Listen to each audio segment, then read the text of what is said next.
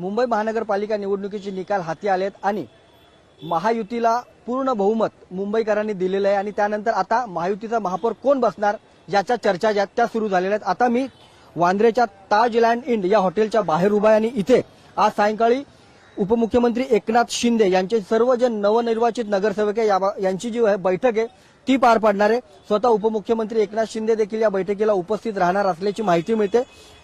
महायुतीला पूर्ण बहुमत मिळाले आहे आणि पूर्ण बहुमत मिळाल्यानंतर महायुतीचा महापौर कोण बसणार याबाबतच्या चर्चा रंगत असतानाच उपमुख्यमंत्री एकनाथ शिंदे यांच्या पक्षाकडून अडीच वर्ष जे आहे ते महापौर पद दिलं गेलं पाहिजे अशा प्रकारची मागणी देखील केली गेली असल्याची माहिती आहे। बाळासाहेब ठाकरे यांच्या जन्मशताब्दी वर्ष हे आहे आणि या जन्मशताब्दी वर्षात शिवसेनेचा महापौर मुंबई महानगरपालिकेवर बसावा अशी इच्छा अनेक नेत्यांनी नवनिर्वाचित नगरसेवकांनी केलेली आहे। त्याच्यामुळे भारतीय जनता पक्ष या मागणीकडे कसं बघते हे महत्त्वाचं असणार आहे। यासोबतच स्टँडिंग कमिटीबाबतचा जो हिस्सा असेल त्याबाबत आज देखील या सगळ्या नगरसेवकांसोबत चर्चा केली जाऊ शकते।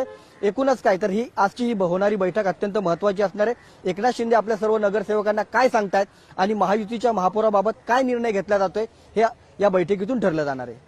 उमेश करंजकर, लोकशाही मराठी, मुंबई। लोकशाही मराठी ऐका, पहा, जागरूक रहा।